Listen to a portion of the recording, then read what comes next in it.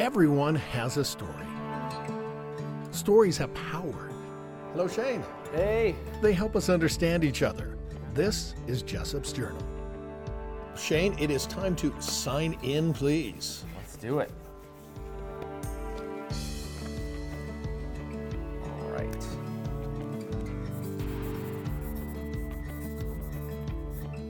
Well, today we have the caffeinated comedian, the tattooed troubadour, Mr. Shayne Smith. Shayne, thanks for coming on to Jessop's Journal Of course, today. happy to be here, man. So, what you doing in Salt Lake City today? Today I'm hanging out with you, but I'm here in Salt Lake City to film. I was here to film my special and then to perform at Wise Guys here in downtown Salt Lake. You know, you've been doing this comedian thing for a while. Uh-huh. How in the world did you get into it? I got into comedy because I couldn't sing or dance, and I had no other talents to speak of, and I didn't go to very much school, which, and by very much I mean almost zero, Okay. which people probably guessed. But yeah, I didn't go to school. I didn't have any talents. I was like, what should I do with myself? Comedy was one of the first things I thought of. Making people laugh seems fun. I went to open mic, and I was like, oh, I'll just do this. Yeah. And here I am. So where did you go to open mic the first time? I went to open mic at Wise Guys. At the okay. time, Wise Guys was at Trolley Square. Yeah, I still. remember. Uh-huh. Yeah. How was the audience reaction that first time? Oh, terrible. Horrible. Yeah? Yeah, so bad. It's never. Anyone who does good their first time is in for. That's a bad sign. Okay. I feel like you shouldn't do good your first time because you're going to do bad later and then you're going to be really bummed out. Yeah, I did so bad. I remember there was zero laughter, and then I said a joke about how it was like a self-depreciating joke about how I can't date very well, Uh-huh. and the jokes were so badly written and not anything like what I do now. Okay. And I remember there was complete silence, and then audibly one woman in the audience like let out a ha, like. Serious? Yeah. Oh, man, yeah, I feel it's for like you. a pity ha. Uh-huh. Or it's like she thought it was funny that I was terrible at dating. So it was really bad. It was so bad. Stuck with me forever. So. Well, the name of this series, again, is Jessop's Journal. We have a little slogan. Stories have power. They help us understand each other. So one of the things that I've noticed is that your comedic style is story-driven. Yeah. When did you switch over and why? So writing jokes is hard, and Yeah. I'm not good at just. I have so many friends that do one-liners, or they do like sort of observational jokes that are set up punchline, and I can do those, and I do those sometimes, but I just found it was so much easier to just do it naturally and tell stories. And so I would tell a story, and I'm like, that was easier than jokes. But I still want to do jokes. And then as time goes on, you start to do more stories. And then I started to get better at stories. Then I realized my stories were funnier than my jokes, like my jokes, you know what I mean? So now I just do what I do. Stories are so fun to tell. I have a ton of them. And the better you get at writing them, the easier they become to tell. And so now I just do stories. Also, I feel like it's my favorite comedy to listen to. And so it makes me laugh.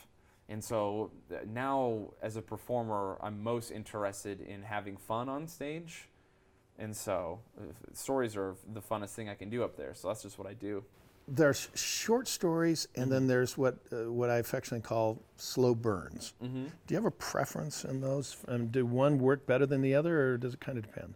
So when I hear you say slow burn, it makes it feel like I'm telling a story that like ramps up to a joke. But I don't like to do that. If I'm going to tell a story, it's like packed with jokes throughout. Okay. And so I like all of them. I feel like there's really no difference between my short and long stories. Okay. Sometimes long stories come to a more satisfying conclusion just because there's like a certain time to get there. Right. But I don't really have a preference. I feel like I don't do anything different depending if I'm doing a story that's a minute and a half or if I'm doing a story that's 15. Okay. So I like them all. Yeah. Well, there's one thing that I've noticed, just living on the earth for a while, is my definition of comedy is embarrassment and tragedy multiplied by time. So something that was not funny at all at the time, but is hilarious now. Yes. And so I've heard you tell stories about working with special needs kids and, the bathroom and all that kind of stuff. I can't imagine that was very funny at the time. No. But Terrible.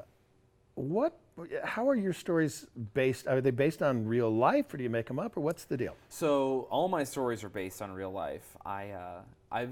I'm not above making up a story because you just want to be funny. Sure. But I don't need to. So why would I do extra work? I'm like, when I run out, I'll start making them up. But I'm not even kind of close. So they're all true. I have so many people. They're like, "Did that really happen?" And it's like, I wish it didn't. Trust me, I would rather have made up that happened to me. But yeah, they're all true. I mean, I would say they're 90% true, 10%, embellishments or pieces from another story taken and put into one story because it's funnier or whatever. Sure. But yeah, they're all real.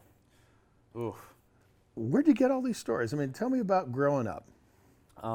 I grew up in Fillmore, Utah, which is, as anyone who's watching this, we're all in Utah. It's a very small town. Got into a lot of trouble as a kid. Didn't have a lot to do except for to get into trouble. So, just growing up, I was a troublemaker, and sometimes young troublemakers turn into old troublemakers. So, I've just been a guy who's doesn't say no. You know what I mean? I don't mean that in like a very, I don't know, in a sort of like philosophy sort of way, not in a literal sort of way, but I just got into it a lot, and so I've gotten myself into enough trouble over time that I have a lot of stories now. Yeah. So what was the first story that you remember that just really kind of resonated with people? I don't tell it on stage, but I used to tell a story about a time a bully was beating me up in front of my friends, and he was much older. He was like 2 grades above us, and he had me in the snow, and he was punching me in the face, and I was laughing at him for punching me. And then he said, "What are you, stupid?" And I said, "I'm not stupid." And I had a book in my hand, and I held up the book, and I said, "I read." And all my friends at the time were watching me get beat up. They started laughing hysterically, and I was like, "This is so worth it." Like, the beating was worth it for the joke. And even as a child, I was like, I'm killing it right now. This was cool. Obviously, you've got a little bit of artwork on you. A little bit. Yeah, a little bit. Working on it. I'm guessing that you guys ask this a lot, but is there a particular reason why you like to, because you're what I would call a collector. Sure. So, you like it from the art basis standpoint. Yeah. But are there any particular tattoos here that actually have a meaning for you? I mean, quite a few of them, and that's right that you call it collecting. Most heavily tattooed people call it collecting, which I'm almost weirdly, it sounds sinister, like I'm up to something. But anyway, a lot of my tattoos don't mean anything. I just really like them because I had so many, and then I wanted more, and so they're just art. But a lot of them, like for instance, my throat, it's 3 X's. It represents straight edge, which is a punk rock subculture that's all about sobriety. Right. So that's a big one. I've been sober and caring about the sober community and music and people, living their best lives and trying to be healthy since I was 14. Wow. So I've been sober for almost my entire life. So people are often surprised to hear that one. Quite a few of them have like family meeting, like I have my family motto, which is fight to the death. Show me which one would be the family motto. This one says fight to the death. It's the family motto. This is Darth Vader, a very meaningful gentleman to me. He leads the Galactic Empire. I don't know if you're aware. I'm fairly, yeah, I have lived on this planet for a while. How does a kid from Fillmore get to New York? And don't say train, plane, or automobile. I wish I could say that I wanted to get away from Fillmore. I was one of those people, but I actually enjoyed growing up in a small town. Yeah. I like cowboy stuff. I like guns. I like small towns. So I didn't resent it. I just, I don't know, I just ended up moving. And then I made friends, and then, I was in a band, and we traveled, and then I did comedy, and then comedy took me where comedy took me, and I've traveled so much that New York just felt like the next logical place. So New York it was. Is there a difference between playing clubs in New York, LA, and for that matter, Utah? Yeah, people in LA I think are a bit more sensitive for sure. What do you mean? Just in general, they're trying to read into what you say. You can okay. feel them watching you almost too closely, whereas when you're in New York, people just like, they're waiting for the punchline, they're excited to have a good time. And then people here in Utah, the audiences are top notch. People here just want to have fun. Yep. I don't feel like they want anything from you but to laugh. Sometimes when you perform in other places, you can feel people being like, say the right thing, don't say the thing I'm thinking, or have the opinion I want, or they just like, they want something from you that isn't just your jokes. Right. Which is strange, because I'm not like a commenter. You know, don't take my advice. That's so terrible. Why would you ever take my advice on any, like... I'm guessing you get a lot of people asking, well, do you think I should get that tattoo or this tattoo? Always. And it's never good. They're always like, do you think I should get the scorpion on my face? It's like, no. Don't. Why would you ever? Don't get a scorpion on your face, everybody. Why did you decide to get tattoos on your face then? I was like 19. Young and dumb type stuff? Yeah, I was young, I was dumb. I had a ton of tattoos already. My friends were getting tattooed. Of course, I was like involved in like a seedier culture at the time, and like that was the culture.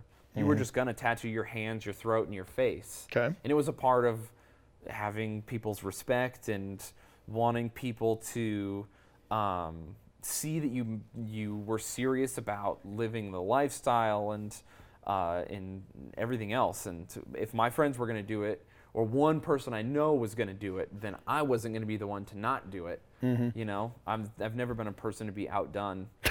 So I was like, I'm going to get my face tattooed. So I did the ones on the side of my face. And then once that had happened, and then I got older, and of course my mindset flipped, and I just began enjoying tattoos for the sake of having them and not to impress anyone or be tough or whatever lame reasons people will get tattooed. Then I just wanted more because I enjoyed them, you know. And then then I added to my face just for the love of the game. Yeah. Well, you know, I know you're a big fan of Mountain Dew. I am. Okay, so the caffeinated comedian. There's one story that you tell Yeah. about, you know, here you are walking into a place, and instead of seeing all the tattoos, you're known as The Mountain Dew guy. tell me about that. So that's very funny. And what's interesting is I've put that test to the real test and moved to New York, found a new 7-Eleven to go to, and they, without ever having seen my comedy, also call me the Mountain Dew guy. Really? Yes, that's very real. So I would just go to the 7-Eleven that was by my house all the time, and I would drink like, and people are going to cringe when they hear this, I want to say 7 or 8 double gulps a day. Oof. So I only know because you get a free 7th. Oh, there you go. It's 7-Eleven. I would Come get on, a free one every day. So which means I'm Wow. drinking, I don't know, probably over a gallon of soda a day. Oh, it's diet, everybody. Be cool. Yeah. So I know I can hear people being like, that's worse for you. But so I drank a lot, so much so that people were just like, are you okay? I feel like do you drink water? Are you dying? And so I would just show up, and then they would call me Mountain Dew guy. They'd be like, hey, Mountain Dew guy. And one of my friends came in with me once, and he was like, why are they calling you that? And I was like, oh, because I drink so much that they're like fascinated by it. And they're like, that's the most fascinating thing about you? Yeah. You drink so much soda that's the thing, not the tattoos. And I was like, oh, that's a really funny joke, actually. Yeah, it works. Yeah. So Pepsi, if you're out there, okay. Yeah, okay, I good. would like. Come on. Listen, I'm here for a good time, not a long time. Give me free Pepsi, and I will get me off this planet. I will drink enough diet soda till I die. I'm ready. Lifetime supply. Mountain Dew, provided by PepsiCo. Was there somebody that believed in you before you believed in you? Yes. Like I have a friend, his name's Devin Nielsen. We've been friends since 7th grade. Yeah. He's also, he's been one of my biggest supporters since day one. Like, it was always a kid that was always making mistakes and doing stupid stuff, but he was always kind of there to remind me, like, hey, you're not stupid. Like, do better. Right. No matter how many times I was dumb. So big shout out to him. And then There was a woman named Jeannie Woodliff when I was very young who told me I had to do homework, even though she had no right to make me do homework. She's one of those people. Yeah. You ever have one of those people in your life? You're like, I don't even know. They're just like a random adult. They're making you do work. You're like, who are you? But she was great. She helped me out a lot. Yeah. And then, of course, my family. My mom and my brother have been huge parts of my life. My grandpa has never, ever... You know, I don't think my grandpa has ever even mentioned that I have tattoos, which is weird. He's 96. He's very old. You think he would be like, what is going on with your face? Maybe don't. Yeah.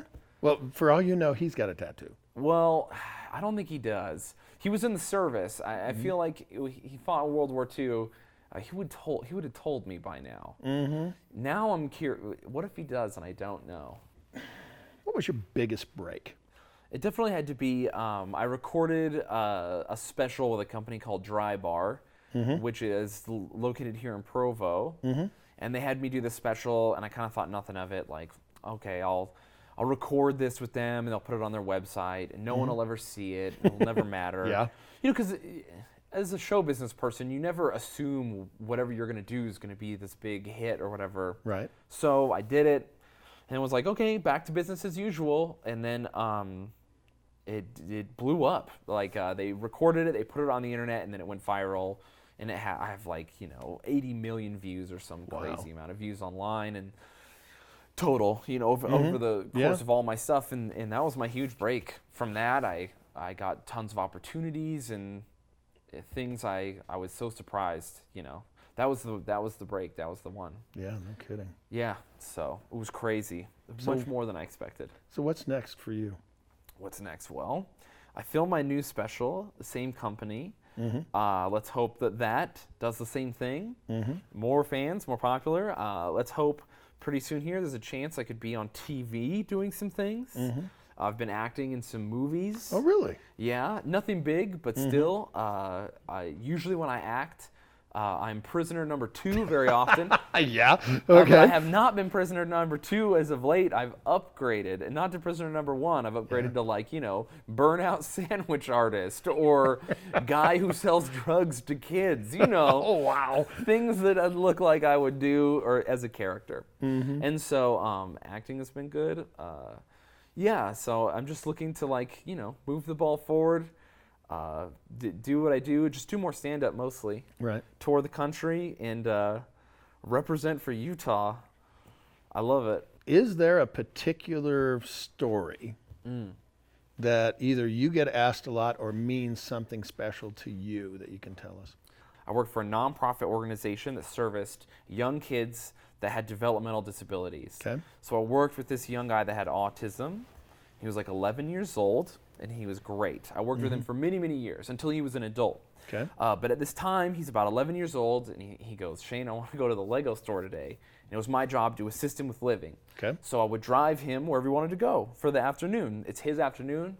I'm driving him to the Lego store. I'm having a very bad time.